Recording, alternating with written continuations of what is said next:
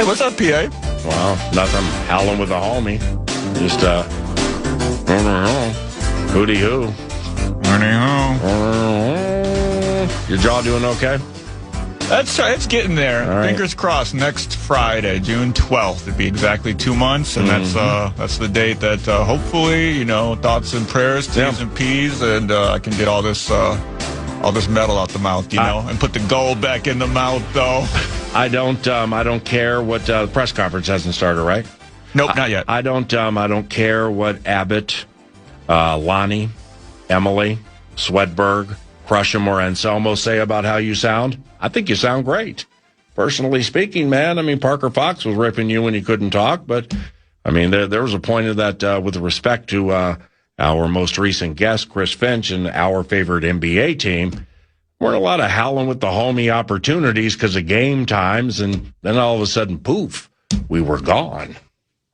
I know it broke my heart to not be part of the whole thing, but Parker held it down, Guardsy held it down. We got an elite team here. There was no Hooties being hooed, but the Who's will be hootied again someday. Oh, there it is, press conference. No, I'm just kidding. Yes. You don't usually get me. But God gave me the teasing gene. And believe me, a few days ago I learned that the teasing gene can be implemented, executed, and amplified at certain times, unless I'm like the 900th person who sees Max for the first time off mouth and jaw surgery and goes, "What the hell? I can't wait to work with you, PA." And man, you stared darts through my soul, and I'm like, okay, I can tell that wasn't cool. Is everything okay? And you were like, yeah, it's cool. But those are some things that you've been dealing with, right? Yeah, everybody's got some jokes, and let me tell you, if I had $1 for every time somebody referenced Kanye West songs through the wire, I'd be able to buy myself a new jaw at this point. See, old school, best school, your OG surrogate, me, that would more so be Shaka Khan. Through the wire. Oh, no, that's through the fire. Through the fire, but that's the sample for through the wire. But you've been through the fire. I've been through the fire, through the wire. Through the fire and on the wire. I was like trapeze in hell, brother. Yeah, you gotta get back to those gold teeth for it's just lunch. You know what I'm saying? Are we about ready here? There's some action taking place over there. Jeff Anderson is introducing the GM. Jeff Anderson on the microphone. Well, gotta hear that. On either side of the room, so please on with that, Jeffrey. Alert them that you want to ask questions. Listen to this. Remember to introduce yourself and your outlet prior to your question, and direct your question to either Mark or Nolan. So let's put a fat L on Sam. The Q&A, we will do photo ops here in the studio, so all media should feel free to come down for those, and then we will make Kevin O'Connell available as well for a group interview here in the studio. So what about the microphone? With that, I'll turn it over to Vikings owner and president Mark Wilf. All righty. Wow, listen to Alec clap. Good morning, everyone. Great to be with you all. And thank you all for being here. When we set out to find the next general manager of the Minnesota Vikings, we were looking for someone with a strong football acumen and a clear vision of team building. Someone who appreciates and understands our culture and history, is an effective communicator and consensus builder, and is respected across the NFL. There is no question Nolan Teasley fits each of these criteria, and we are thrilled to add someone of his caliber to our organization. Nolan brings a tremendous football background in the role and a proven track record of success over the past 13 seasons with the Seahawks. Under the tutelage of John Schneider, Nolan was a part of 9 playoff teams, 3 Super Bowl appearances, and 2 championships. He has a strong understanding of talent evaluation at both the collegiate and professional levels, is adept at building a consistently competitive roster, and brings a disciplined, process-driven approach to this job.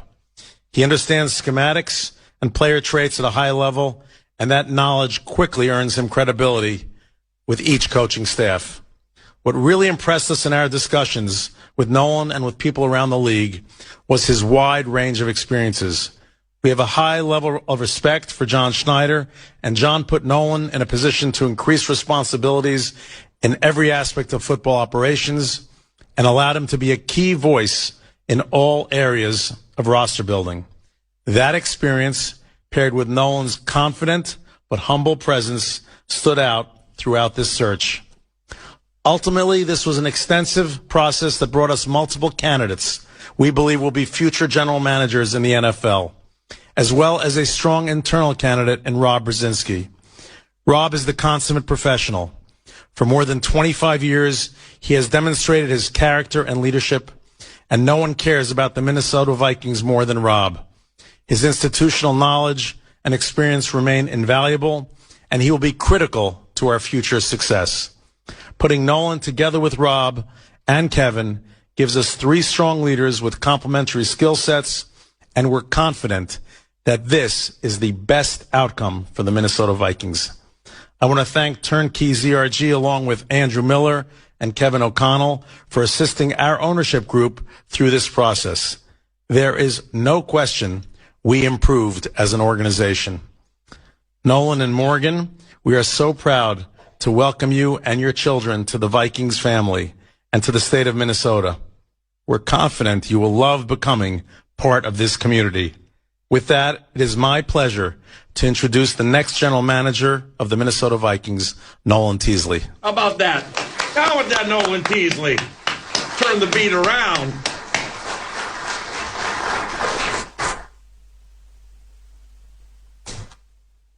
Nolan? Nolan? Good morning. Hi. It's going to take a minute. This is amazing. Let's start by thanking the staff for being here, members of the media.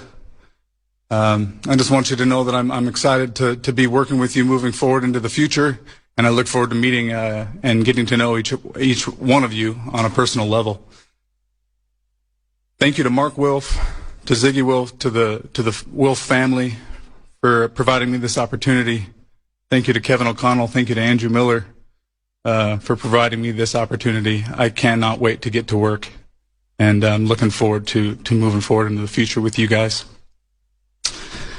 I want to thank the Seahawks organization and John Schneider for preparing me for this opportunity, and they did that by allowing me to see high-caliber leadership throughout the building on a day-to-day basis, and I was raised in this league by seeing it done the right way. I want to thank my wife, Morgan, who's here today. My rock, I love you. I'd like to take a moment to tell my four boys how much I love them. They are not here today, otherwise our youngest, Nash, would have already made his presence known, but I want them to know how much I love them. It was always going to take a special opportunity to leave a special place in Seattle. And as I progressed through this process, it became very clear that the Minnesota Vikings were just that. They were that opportunity. And it's because of a strong leadership who's in ownership, whose reputation is obvious, their commitment to supporting their people, providing the resources needed to compete and ultimately win championships. To have a head coach the caliber of Kevin O'Connell, who is an elevator, he's a leader of men, he believes in supporting people and building culture. This is a premier coaching staff under Kevin that has been built in the National Football League. Rob Brzezinski being here is an incredible asset. He is the ultimate team player. And Rob, I want you to know I cannot wait to work with you and learn from you as we move forward into the future. The roster, it's obvious it's a strong nucleus of talent on both sides of the ball. They've won a lot of football games here in the last 4 years, including 5 in a row to end last season. And I look forward to being a part of that and building toward more opportunity and more wins in the future. And last but certainly not least, it's a passionate fan base with a lot of history, and I look forward to building upon the fact that U.S. Bank Stadium is already one of the toughest environments to play in sport, and it's because of those fans. And so the work starts now. I want everybody to know that I'm committed. I'm committed to building a deep understanding of this roster in its entirety. That I'm going to build relationships, strong relationships with the coaching staff, with the players, and with the people within this organization.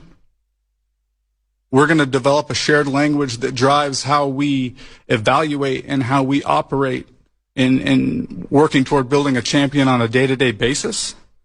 And most importantly, I'm going to provide the support system that Kevin O'Connell needs to bring his vision for this team to life. Our goals are simple, and we're going to build the deepest, most competitive roster possible so that we can be at our best in December and January and February, and ultimately work toward winning the Super Bowl that this fan base deserves. Thank you. Preach.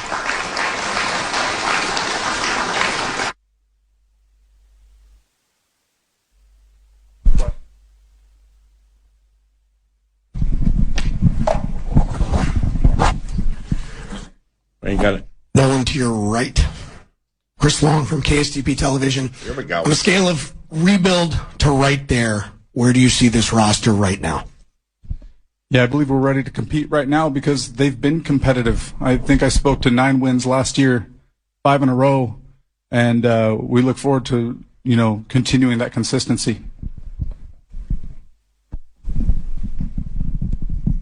Hi, Nolan. Welcome to Minnesota. Matthew Collar from Purple Insider.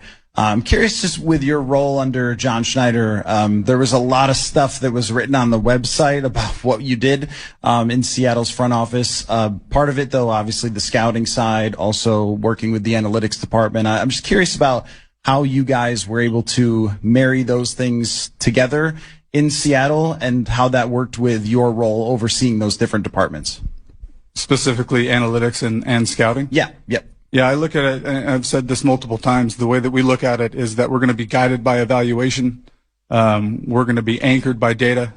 And then the final piece, kind of as we work through our 3 pillars of acquisition and evaluation, is that what's really important is the coach's vision for the player. And that's in simplest terms, how we're going to operate. Nolan, Dave Campbell with the Associated Press. A lot of talk about consensus building being, part of the search process, a priority for the Vikings. What's a good example of how you did that in Seattle, maybe when you had different people who weren't agreeing on a certain topic, and what did you learn about, how the art of that in a football operations? I just think that's why you're anchored by process, why you have a process, so that everybody kind of understands the foundation of it all. And if we have disagreements, we just go back to the beginning, we start over, and we work together until we have that consensus. And ultimately, if you don't build that at decision-making time, then that's part of our process, right, is that we're not moving forward with that particular acquisition. Yeah, Mark, over here, Alec.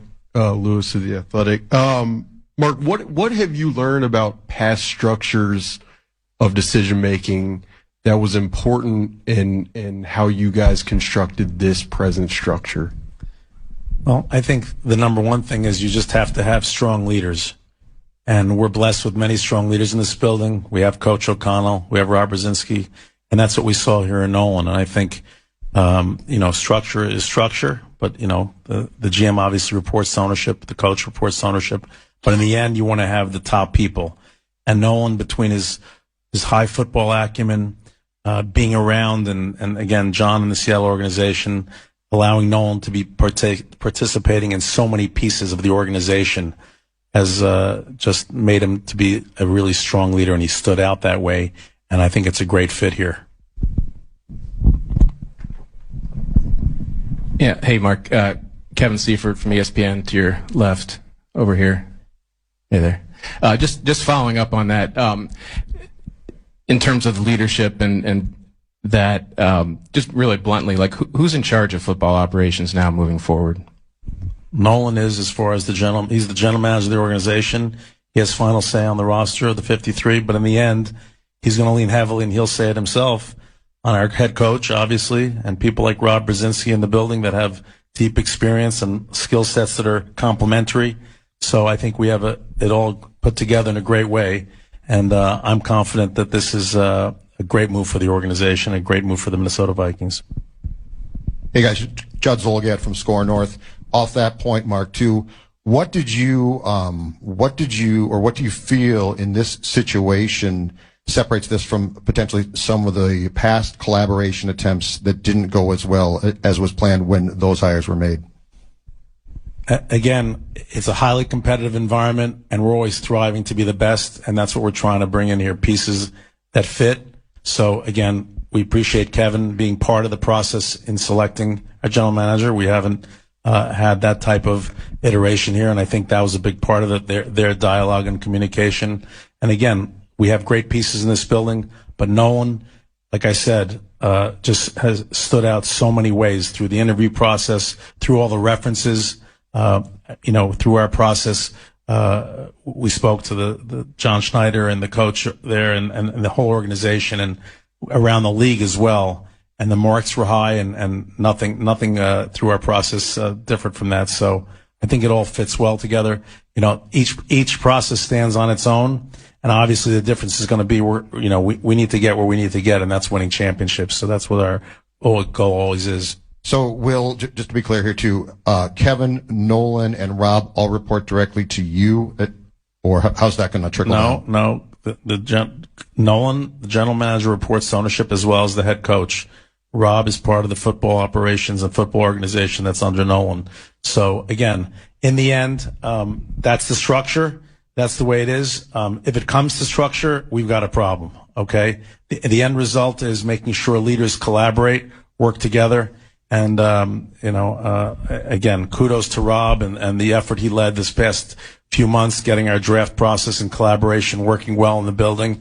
Right now we have Nolan, and I think that's an incredible piece to our puzzle. And like I said, Nolan's leading our football operations as GM, reports to ownership, and obviously Coach O'Connell reports to ownership as well. Go ahead, Judd. Nolan, this is Mark Craig from the Star Tribune. Curious when it comes to gaining respect of a room. Talk about how important your background in scouting, starting from kind of the bottom up when scouting, what that does whenever you're able to stand in front of a room and get respect, and also what's the best piece of John Schneider that you're able to bring here. I think those two things go together. You alluded to it. I started as an intern, and so I was able to experience a lot of roles between then and now. And so that's a lot of experience, and I can relate to people in the room. I've been in their shoes. And in terms of John, it's everything that we're talking about here is building alignment and consensus and being collaborative. That's what we did in Seattle, and that's what we're going to do here. Nolan, Dawn Mitchell from Fox 9. First of all, welcome. You said earlier that it would take something phenomenal for you to leave Seattle and come here. There's a slew of coaches in Seattle that used to be here. And many people in the organization. Did you reach out to any and maybe anything that they said to you that really stuck out to you to say, yes, this just solidified my decision?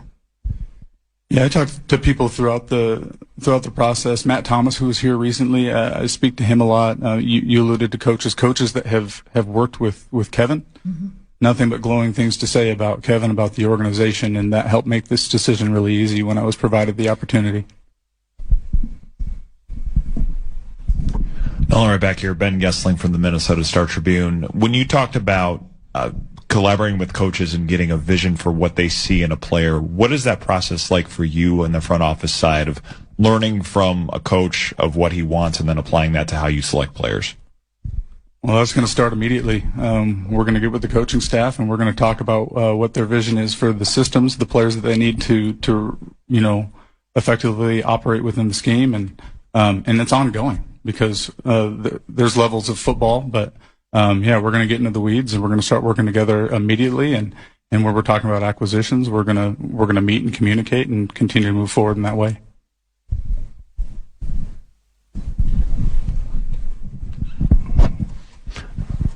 Nolan, Mike Maxx from WCCO TV. The draft has been scrutinized a lot here in the last several years in terms of guys that have been drafted and are making it on the field. What's your philosophy about the draft, how you arrive at who you pick, Who makes a decision in the room? Those kinds of things in terms of building through the draft. Yeah, it's process-based, and we make that decision together. When you talk about getting players onto the field, that's where the vision of the coaching staff comes into play. Their vision for the player ultimately leads to the player's path to being on the field, and that's how they're going to generate value for the organization. Nolan, Chris Long again. When you made the decision to change lanes and take that job as an intern, could you have imagined this day coming? Or is that the reason you did it in the first place? No, I talked about for a long time that I always had aspirations of being a general manager. It wasn't necessarily the goal. The goal was to be where my feet were and learn and progress in that way. And so that's why I needed a minute. This is an amazing day, and I'm so very appreciative of being here. I know I'm Kevin Seifert from ESPN. Curious what your assessment of the quarterbacks are here and how you'll manage them moving forward. I'm sure you got a decent look at Kyler Murray over the years in NFC West and maybe J.J. McCarthy in the draft process, but just curious how you assess it and how you kind of will manage that position over time. Yeah, I mean, in terms of managing that, we're going to rely on the coaching staff, but I think the goal from the outset of the offseason was to build a deep and competitive quarterback room, and I think that was executed.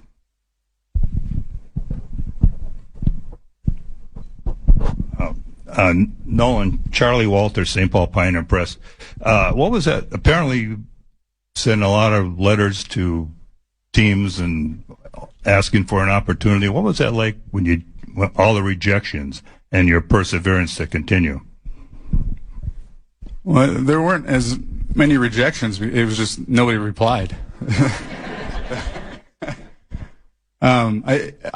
It's what I wanted to do. It's what I've always been passionate about, and with the support of my wife and support of my friends and family, it was easy to continue to pursue it, and it's worth it.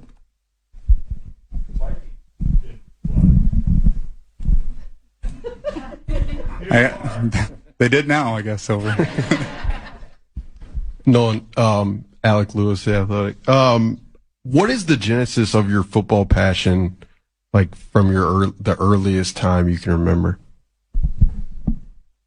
Yes, just a football family. I mean, football is what brought my dad and brother and I closer. So the genesis of that is playing, competing in the yard, watching football growing up, and it's just been instilled in me from a young age.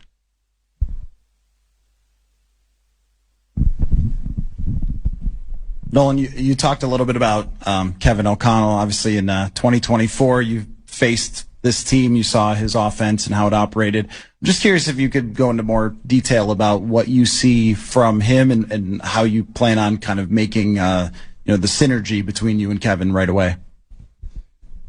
Yeah, I mean, there's an element of there is only so much football, but when I talked about Kevin being an elevator, I meant just that.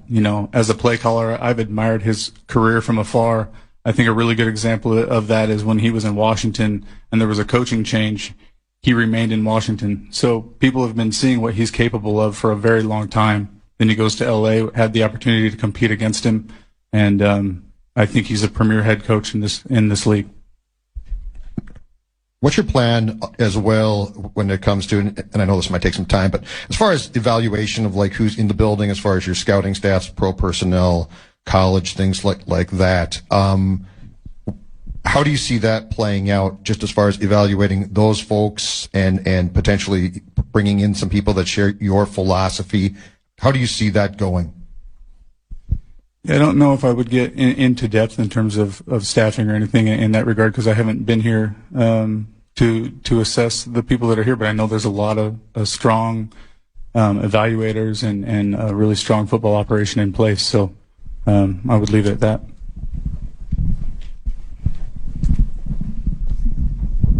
Hi, Nolan. Emily Leiker with the Star Tribune. I'm curious how you would describe your leadership style and maybe how it evolved during your time in Seattle.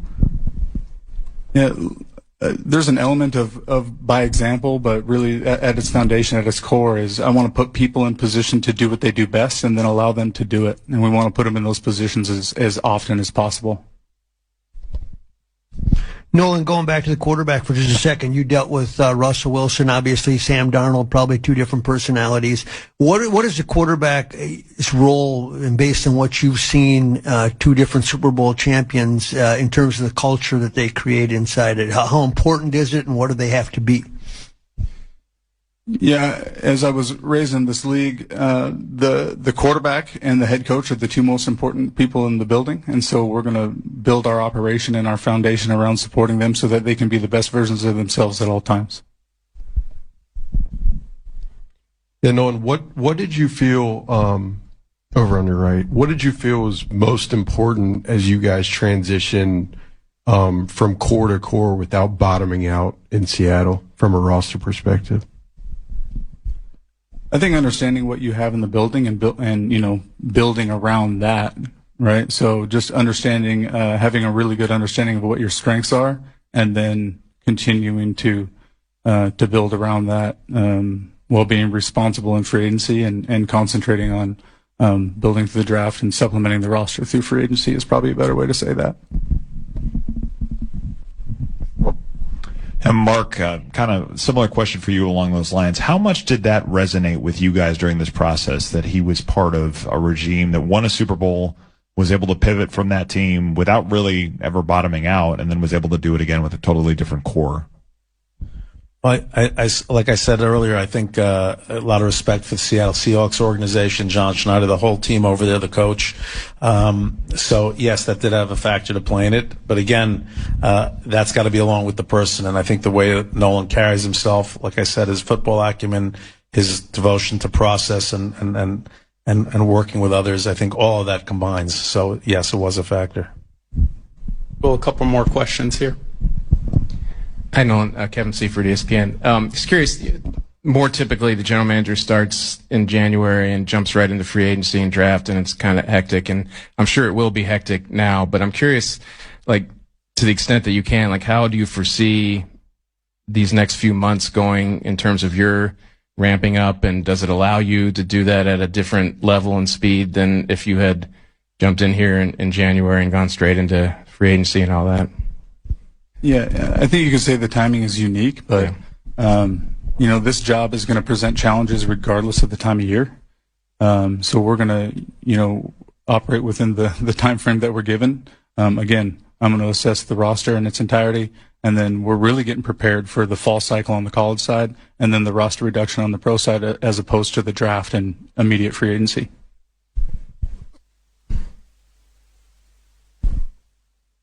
Okay. All right. Feel free to come down. We'll do photo ops here in the studio, followed by Kevin's availability.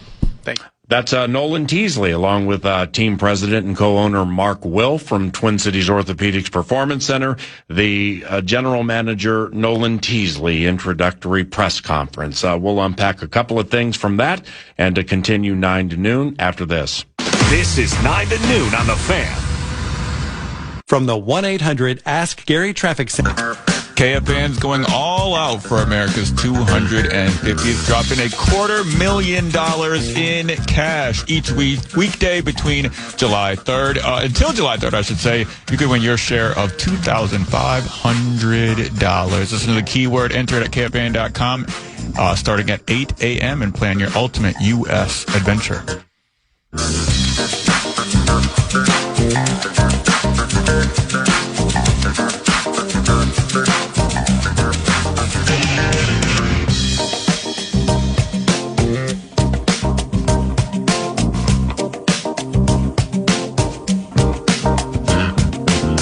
All right, so that's Nolan Teasley, the new general manager for the Minnesota Vikings. For the final portion of the radio show, specifically beginning in the 11 o'clock hour, talkbacks are invited to the free iHeart Radio app.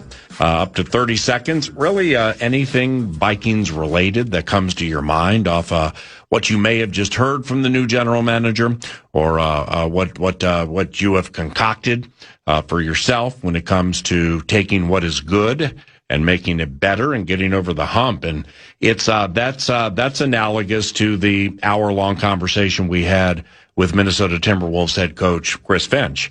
And if Wild head coach John Hines had happened to be in studio, or or part of the mix, it'd be the same thing. 9 to noon kind of hit on it the last couple of days a little bit, with 3 of the 4 in the core 4 being good to very good at times, but not getting over the hump.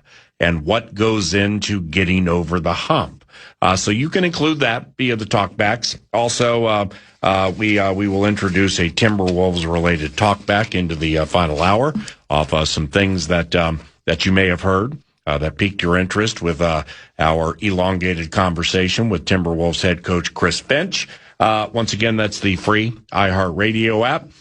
The old schoolers know how to operate the talkback because you've done it before. But nevertheless, if you're new to the equation, we welcome you to 9 to noon, and we welcome you to KFAN and the free iHeartRadio app, where talkbacks are encouraged each and every day, 9 to noon.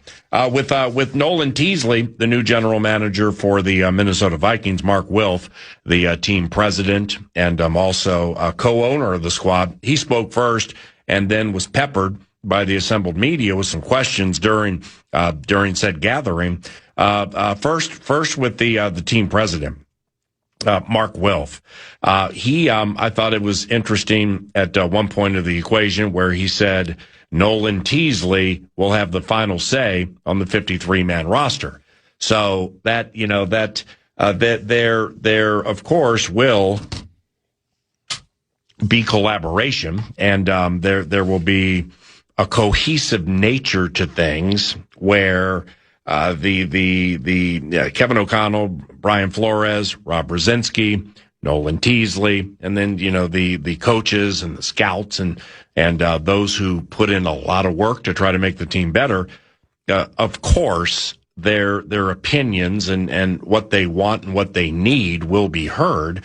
But kind of like what I shared yesterday about Kwesi Adolfo-Mensah, where you can talk to all the beat writers, you can talk to the national reporters who break Vikings related stories like .com Tom Pelissero, and really to a man, because I've talked to a fair amount of them about this, knowing during the Kwesi Adolfo-Mensah regime with Kevin O'Connell and then Brian Flores, knowing exactly who made what pick and why is a difficult equation here and in a lot of places to solve.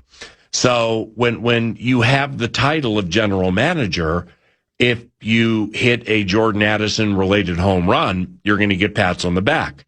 If you, with your very first pick, make a trade with a division rival and you move way back in the draft and you skip Kyle Hamilton and you take Lewis Cine and it doesn't work, you're going to get chided for that. And that's inherent with the responsibility of what goes into owning that title. Now, I don't recall Mark or any of the Wilfs saying into the Kwesi Adolfo-Mensah regime, Kwesi has the final call on our 53-man roster. Maybe he did. If I've forgotten it, I apologize. So when one of the owners and the team president says, this guy has the final say on the 53, that's something that will be age old. People will remember that, and they subsequently will analyze free agents and or draft picks and tie them to Nolan Teasley. So I thought that was interesting, that is. Mark Wilf also, I'm glad he did this too, gave a lot of praise and kind of stroked Rob Brzezinski, the executive vice president of team operations for the Minnesota Vikings, for the time the time on task that he put in during a tricky situation where, given the timing of the firing of Kwesi Adolfo-Mensah, specifically given he quasi-recently had received an extension, I just can't believe that really was something that was percolating to we got to worry about this thing boiling over level. Because of when it happened, there was an extension that had taken place relatively soon before that, and there he goes. So in comes Nolan Teasley, and during that time, Rob Brzezinski, the acting general manager, went for the job as full-time general manager, and he got beat. And I thought it was classy and really cool that Mark recognized Rob for shepherding and guiding this team through what was a tricky situation. And then Rob, with Kevin and Brian Flores and the rest of the personnel staff and the scouts and everything, they drafted. And you start with Caleb Banks, and you go all the way through the Michigan hybrid and so on, and there they are. So now we will analyze that as the Brzezinski draft. So that was an outlier.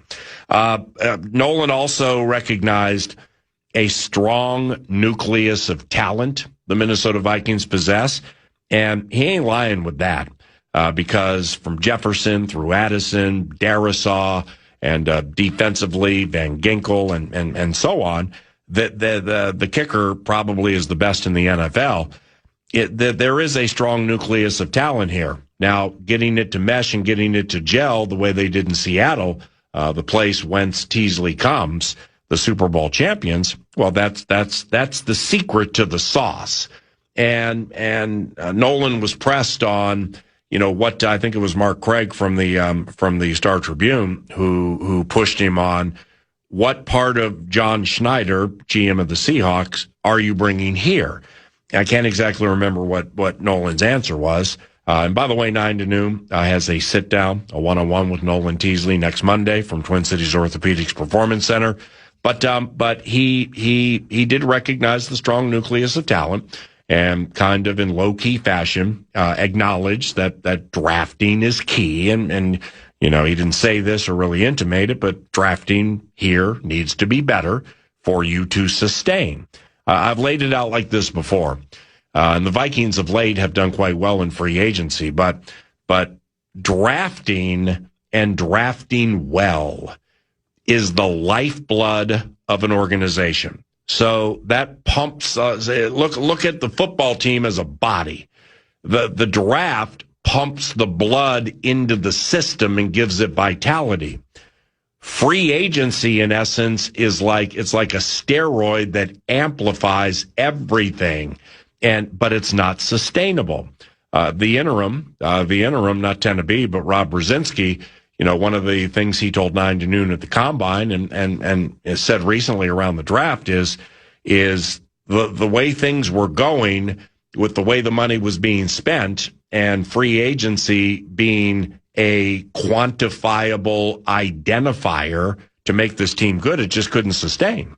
So Teasley kind of talked around that a little bit, and I thought that was very interesting.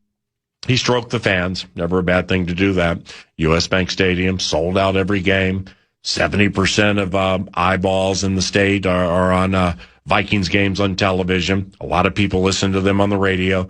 So not only does football always win, but in this market, the Vikings have proven out over the years to be the single most important team to all of them.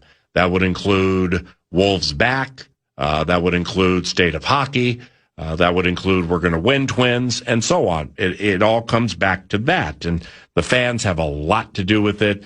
A lot of patience have been deployed by Minnesota Vikings fans over the years, obviously. And Teasley recognized that, and I thought that was really, really cool. That was a nice touch. When he mentions 3 pillars of acquisition, he didn't really explain what he meant. But that's something I'll present to him Monday. I'd like to know what goes into the 3 pillars of acquisition. You have draft, you have free agency, and then probably getting everybody together to make sure you have the right people who currently are here that they need to be here. Because as the new general manager said, well, his next move is to get with O'Connell, Flores, and the rest of the coaches and figure out what they need. What do you need and how can I help? And then he'll be mashing on film of the current players with training camp coming up relatively soon, and cutting to the 53 and setting the practice squad. That'll be an A topic for the new general manager, Nolan Teasley. And lastly, he complimented the quarterback's room. 9 to noon's going to get into that about 15 minutes from now. There are 4 of them there in no particular order: Kyler Murray, J.J. McCarthy, Carson Wentz, and Max Brosmer. And he felt very secure with the quarterback's room that they have. Now, this room is deep in that it's proven that you can win games with Kyler Murray, J.J. McCarthy, and Carson Wentz. But what if there is a metaphorical fly in that proverbial ointment? And I want to get into that after Max's Musings, which is our version of News du Nord when Max fills in for Nordo. That's going to come up next, and then we'll take some talkbacks, talk about the Vikings quarterbacks room, and relive some of the Chris Finch memories from the gracious nature of the hour that he spent in studio with 9 to noon. Back after this. You're listening live for Nordo.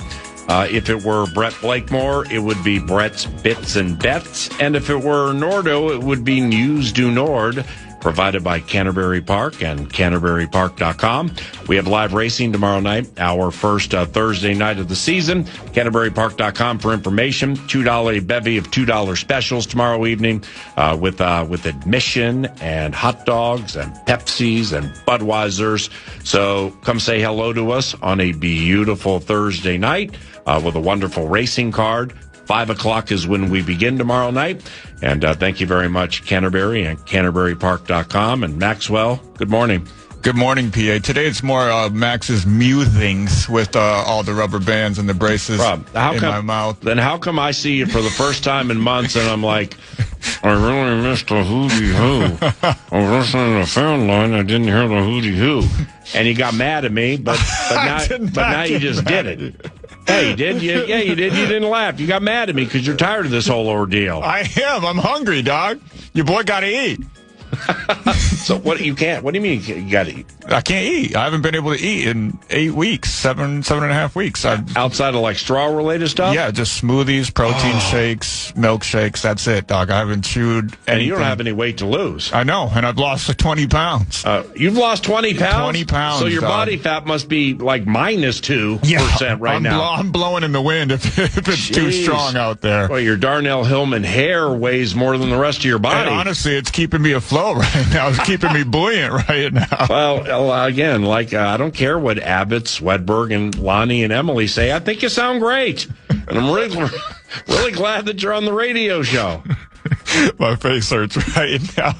And the Hurricanes' egos hurt right now. And what many are calling an instant classic, the Las Vegas Golden Knights overcame an early 2-goal deficit to edge past the Carolina Hurricanes 5-4 in Game 1 of the Stanley Cup Final. No S on that one. Thomas Hertl broke the 4-4 tie late in the third period to put Vegas on top for good, capping off what became a back-and-forth, highly entertaining game until last night. Check this out, PA. The Hurricanes 12-1 throughout the playoffs and had allowed 2 or fewer goals in 12 of those 13 games. Wow. Game 2 goes down in Raleigh tomorrow night. Puck drop around 7 p.m. and you can listen to the action right here on KFAN. I was at a child's birthday party yesterday in Lakeville, and I was chatting with some people about the Stanley Cup Finals. And one of them is an elite hockey mind, used to play for Michigan Tech, drafted by the San Jose Sharks. So, when you're going down the road of discussing hockey, with somebody who knows more about it than you just got to be careful that you don't get out of your lane. But I was kind of loud about thinking Carolina would win last night. And obviously was wrong, and it was a very good game, and Carolina had myriad chances to win, but you said Carolina had only lost one game during the postseason. That was kind of part of my A topic was they lost to Montreal, but then what they did to Montreal after that should be felonious in 48 states. I mean, they put the pedal to the metal and just skated circles around those guys. All right, I understand. Montreal is not the Las Vegas Golden Knights or the Vegas Golden Knights and is not as good and is certainly not as seasoned with the likes of Eichel and Mark Stone and Thomas Hertl and so on and so on. There are a few others in there too. Well, that came to fruition last night. I mean, you could really tell once Vegas got over some jitters and got over some nerves early in the game. Wow. I mean, I thought Carolina at home with that crazy Raleigh crowd and all those speedsters, specifically those kids on the second line, that it would take, but they would jump Vegas, open up, and then play that amoeba-like defense they play, and Vegas would not be able to overcome it if only in game one. And the take was right about Carolina opening the lead and playing that defense. Where it was wrong was, man, I totally shortchanged the Vegas Golden Knights. When you sweep the Colorado Avalanche, that has some pinnacle to it. Winning the Stanley Cup final, okay, that is the pinnacle of all pinnacles ever to pinnacle. That's climbing to the top of the highest hill. But like for the Wild, they win a playoff series for the first time in a decade. They beat Dallas. Then I would imagine they celebrated that night. They didn't practice the next day. Then they traveled to Denver the next day to take on the Colorado Avalanche and gave up 9. So after that, with the injury situation being what it was after that game, they fought, but they were not good enough to push through and beat the Avs. All right, what's next? Vegas Golden Knights sweeps McKinnon. You just swept Nathan McKinnon. So generally speaking, from a human nature standpoint, I'm like, all right, well, there's going to be a little regression in this game, and then they're going to be like, all right, let's watch film, let's fix it, and let's get better. And it all took place during the game last night. Carolina came out buzzing. Vegas was nervous. Carolina opened a nice little lead. Vegas was like, nah. And they just started beating up the Carolina Hurricanes and slowing the speed that is identifiable with that team. Game was great. Feels like some 7-game series to it. But man, these Vegas Golden Knights, what an unbelievable story. I think since John Tortorella took over as their coach, and like who fires a coach with like 25 games to go in the season, including the postseason? But I think they've gone to 24-1 since they made that coaching move. That's an aggressive move to fire a Stanley Cup winning coach super late in the season, replace him with somebody from the outside, not elevate from the inside, get to the Stanley Cup final, and win the first game on the road. So this team has some destiny to it. I wouldn't be surprised if the Golden Knights won the Stanley Cup. Very, very impressive victory last night. Yeah, and mentioning that sweep of the Colorado Avalanche, beating them, they erased a 3-goal deficit in Game 3. So this is just what they do. Yeah, they were down 3-0. That's right, in a hot tick.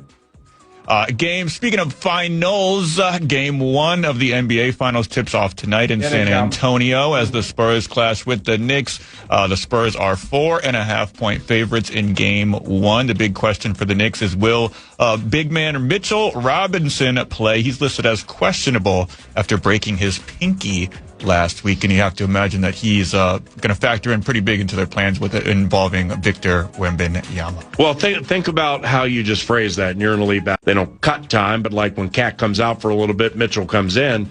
He's a beef eater. It's not the fastest thing in the world. Can't count on him to get more than 5 or 7 points, and if you put him at the line, it's a problem. But he is important in this series because with Karl Anthony Towns and Mitchell Robinson, those are by far the 2 biggest players they have on the team. And I'm curious to see what Mike Brown, their coach, does with Wembanyama, like the bodies he throws at them and how they handle that. The Knicks have some dogs on defense. So Jalen Brunson, he's not one of them. Jalen Brunson's defense, he's not noteworthy for his defense, but he can score on anybody in the NBA. Karl Anthony Towns has just been phenomenal this postseason against Devin Mobley and Jared Allen for Cleveland. He was the best of those 3. And, a lot of people thought Evan Mobley would be the best of those 3, but no, Karl was resurgent. And, the Cavs, they got themselves in a little trouble in that series against the Knicks. And I'm curious to see how San Antonio handles this. Game 1 is in San Antonio. Is Cat came out of the game. There was one game specifically, came out of the game. So, okay, we're going to foul Mitchell Robinson purposely, hack a Rob, and put him on the line because he's going to miss him. And he missed them. But Brown and the Knicks sucked the Cavs into a problem, because we know that you know that we know that you're going to do that. Well, go ahead and do it, because we're going to put Carl right back in, and now all of a sudden you have 3 team fouls that are going to get us to the line a lot more quickly than you thought. And by the way, whether it's Max Strus or whoever it is fouling Mitchell Robinson, you're putting fouls on those guys, and we're only going to play them for like a minute and a half. So the Cavs coach got duped a little bit in that equation. I'm curious. This Mitch Johnson for San Antonio does a really good job. His lead assistant, Sean Sweeney, is from St. Paul, went to Cretin-Derham High School and St. Thomas, and he's going to be the new coach of the Orlando Magic. So this San Antonio coaching staff really, really good, but kind of like Finchie and I were chatting about. All right, Wemby is transcendent. Takes away the intermediate game, the short game, and everything around the basket. But the Knicks got 3-point shooters all over the place. I mean, Jalen will pull up from the logo. Carl wants to hit threes. OG and Bridges hit threes. Clarkson, if he's engaged, he hits threes. Landry Shamet hits threes. They're running into a team that, if everything's healthy, comparatively speaking to Oklahoma City, I would like Oklahoma City over the Knicks. If they had a healthy Jalen Williams and AJ, however you say it, Mitchell, if that cat was healthy too, then I think OKC would win the title, but they weren't. But even with Williams, Holmgren can stretch the floor. Shea can hit threes, but he's not really known as a big-time three-point shooter. Wouldn't you agree with that? Yeah. Isaiah Joe plays 7 minutes and shoots 5 threes. Lou Dort locks you up with perimeter defense and hits threes, but he doesn't shoot that many. And tackles people like he's Myles Garrett. Tackles people like he's Myles Garrett trying to rule the NFC West. And props to Nolan Teasley. I mean, our new general manager, seriously. If timing is important, which it is, my man gets out of the division 3 days before Myles Garrett comes into the division, and a year and a half before some gouge thing is about ready to hit called the millionaire's tax, where agents are telling John Schneider, GM of the Seattle Seahawks, well, you know, that no state income tax, you can't use that for free agents anymore because of this millionaire's tax. So props to Nolan Teasley for the prescient nature of his timing of taking this job.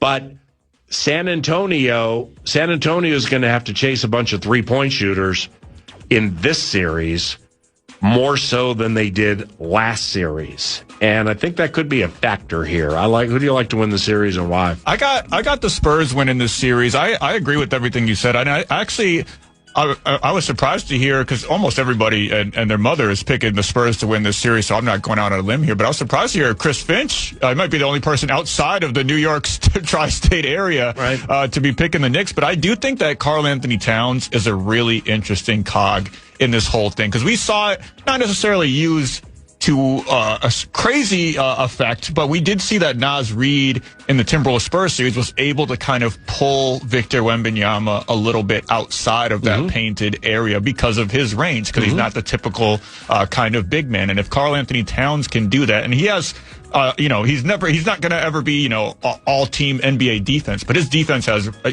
increased and improved so much throughout this season. It's effort with him. Yeah, absolutely. And just recognizing I'm on the weak side. My man's darting in from the other side. I got to make the effort to jump in the key and at least let him know I'm there. Right. And he has almost kind of been like when the Wolves last year, when they were effective in the playoffs, Randall was sort of their point guard. Karl Anthony Towns has turned into a playmaker for the New York Knicks. So not only can he draw Victor Wembanyama out of the paint to clear out some room for Jalen Brunson, but also if Victor Wembanyama is out there, he can, or guarding him straight up. Karl Anthony Towns has shown throughout this playoffs that he can be that playmaker that the New York Knicks need.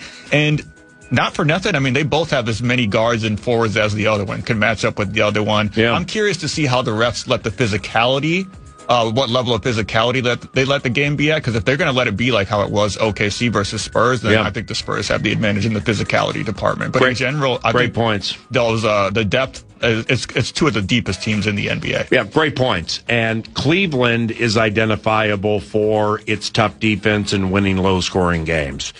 Donovan Mitchell, he can be physical defensively. Max Strus can be physical defensively. Castle, Vassell, Dylan Harper, and the way these guys do it on the perimeter, they ain't Sam Merrill. They're not Dean Wade.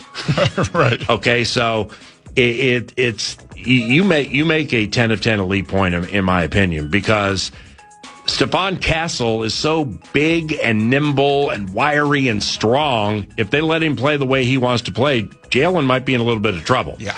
Now, OG Anunoby, for my taste, he's the best perimeter defender of everybody in this series. I mean, OG is OG. And not for nothing, he has one of the highest shooting percentages in the playoffs. That's the thing. Season. He's been shooting out of his mind. And he's locking people down, too. He did a really good job on Donovan Mitchell in some key moments in the Eastern Conference Finals. So this is a fascinating series. I'm with Finchy. I like the Spurs to win tonight, and they might even win handily. But I do like the Knicks to win the series. And I think the veteran nature where, okay, Castle, Vassell, now De'Aaron Fox is a veteran, but Dylan Harper, some of the most important Spurs are on the younger side. You got Brunson, Bridges, OG, Karl Anthony Towns, Josh Hart. I mean, these guys have all been around quite some time. Yeah. So, and they're physical, and like Josh Hart is, man, I mean, he might score 7 points and get 12 rebounds and have 9 assists. He's just one of those kind of players who's just super tough. So San Antonio's going to see something that it has not seen with the team playing the defense the way they play it. Unlike OKC, the Knicks are healthy outside of Mitchell Robinson, but they can deal with that. And the Knicks are a better three-point shooting team than Oklahoma City with the OKC that the Spurs just saw. So, yeah, I like the Knicks to win the championship. Yeah, I think it's going to be an interesting series. So, really, really fascinating series. And the Knicks, I think they just can't fall into that because sometimes with Jalen Brunson, the offense can become kind of heliocentric. You know, it could become it's Jalen Brunson or bust. They're going to need everything from the Harts of the world, from the Anunobys of the world, and a little bit more from Mikal Bridges than he's had to do so far. Anything else? Also, speaking of, we just mentioned it a little bit ago, but Aaron Donald, the rumors continue to swirl that Aaron Donald could be thinking about unretiring. Are you kidding me? I'm reading here on NBCSports.com right now. Oh, wow. He told Jordan Schultz of the Schultz Report that he is considering a return. And Sean McVay basically, I mean, obviously, why would he not? He said, yeah, we're interested if Aaron's interested. Are you kidding me? Yeah, it's a thing. His wife kind of poured some water on it a little bit, saying y'all are hilarious or something like that on social media. But it says right here that he told Jordan Schultz that he is considering a return. Can you imagine? How about my man playing for the veteran minimum of like $900,000? I know. Or whatever it is. Hey, Aaron, we got to start you on the practice squad because you got to get in shape, and you're going to get that $100,000 for the practice squad. But you know what? You get the food and beverage comp at the facility, and you travel with the team. Yeah, you're talking to Aaron Donald like that. Wow, I didn't realize that was the case. That is a thing. He mentions that the Super Bowl is at SoFi this year, and that's a factor for him. And obviously, well, Myles Garrett's a little bit of a factor obviously too. That's the main draw for him is being on the same line as Myles Garrett. I mean, you literally someone put that on Madden. You can't even do that on Madden. Like it's so unrealistic. You can't even do it in the video game. So I cannot imagine how the opposing quarterbacks in the NFC West are. Well, I got to follow this more closely because you got this, and now all of a sudden, what's next? Like Eric Dickerson's going to be like, hey, you know what? I'm thinking of joining this chat too. Then Flipper Anderson all of a sudden is like, I want to play too. I mean, you get Myles Garrett, now all of a sudden everybody wants to come out of retirement and try to party with the Lombardi with young Maxwell. Anything else? Oh, that's all I got, PA. All right, appreciate you. Max's Musings, courtesy of Canterbury Park, CanterburyPark.com. When we return, we're going to chat some Vikings football for a hot tick in a truncated segment. And then we're going to take some talkbacks involving the Vikings and also the hour in studio we had with Timberwolves head coach Chris Finch. That's all coming up around the corner. It's your favorite radio station, FM 100.3. KFAN. You're listening live to Paul Allen at 9 to noon on iHeartRadio and FM 100.